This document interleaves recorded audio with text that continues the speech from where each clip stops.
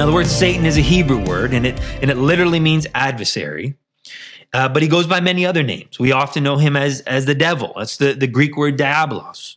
And it means deceiver or slanderer. And so that's what we get to see him. He's a deceiver. He's a slanderer. He's a liar. Another word that's often used is Beelzebub. And that's a Greek word that is given as a title of demons or a ruler of demons, but it literally means Lord of the Flies. Now we know where we get that book title comes from, or maybe even more literally, Lord of the Dung. Let that one sink in for a little bit.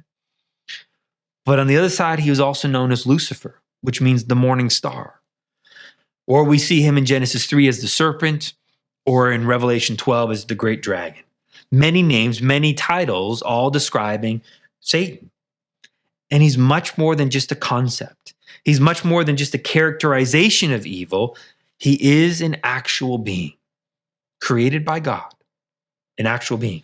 But he wasn't created as Satan. He wasn't created as this force of evil. Instead, he was created as a chief or as an archangel. And he was created very beautifully, it tells us in Ezekiel 28. And he was powerful. He was an anointed cherub, which was a very special angel. He had special closeness or access to God. But here was his problem. That wasn't enough.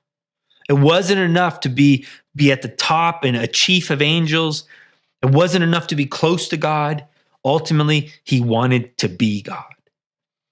And so in Isaiah chapter 14, the prophet Isaiah there, he gives us some insight, not just in the physical realm, but in the spiritual realm of what was driving Satan. What was his thinking? And so beginning in verse 12 of chapter 14, it says, how you have fallen from heaven, O star of the morning sun of the dawn. You have been cut down to the earth. You have weakened the nations. But you said in your heart, I will ascend to heaven. I will raise my throne above the stars of God, and I will sit on the mount of assembly in the recesses of the north. I will ascend above the heights of the clouds. I will make myself like the Most High. Satan wanted to be God. He wanted to be all powerful. He wanted to be above God. He wanted to rule God's creation. And so he invoked a rebellion. He started a coup and went to war. And there was a battle between Satan and his side against God and his angels.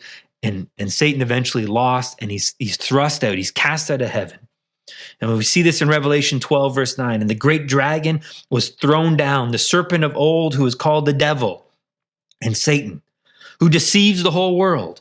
He was thrown down to the earth, and his angels were thrown down with him. Now, some debate, did this happen before Genesis 3, or did it happen as a result of Genesis 3?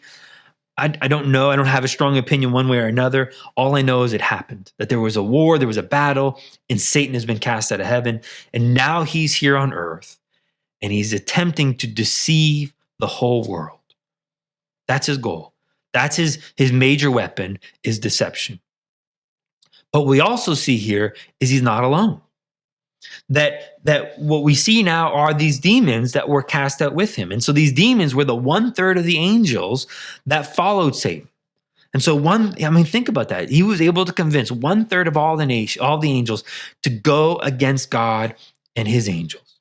And so they went into this war and losing. Now they've all been cast onto this earth. And that's who we're up against. Now, Satan's not everywhere. We sometimes give Satan way too much credit. He is not God's opposite. He is not God's equal. God is God. There is no one like him.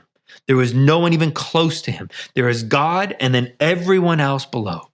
And that means Satan himself, as a created being, created under the authority of God, remains to this day under God's authority. That has never changed. We read about that in the book of Job, where he could not do what he wanted to do without God's permission. So he's still under that authority. But he's not everywhere. He's not all powerful. He's not all omnipotent and so forth. He's not even all knowing like God is. And chances are, if you've encountered something demonic, it's not Satan himself. Chances are it's one of his demons, one of his fallen angels that are coming against us. Now, here's the other thing about Satan and his demons, is they're not the rulers of hell. I know that's how it's portrayed, that, hell is his kingdom, and him and his demons, they are ruling, and they're torturing people down there and so forth, and they get great glee out of it. Not at all. Not at all. Hell was created for Satan and his demons. That's what they're experiencing. And so they will become prisoners of hell and eventually be thrown into the lake of fire. And the reality is, we have to remember, they've been defeated. Not yet destroyed. That's coming, but they've already been defeated. Romans 16:19-20 says, "For the report of your obedience has reached us all. Therefore, I'm rejoicing over you. But I want you to be wise in what is good and innocent in what is evil. The God of peace will soon crush Satan under your feet." It's coming. It's coming. And interesting enough, part of him knows, and part of him thinks that he's still going to win, which is why he puts up the fight. But he doesn't stand a chance. It's not even close.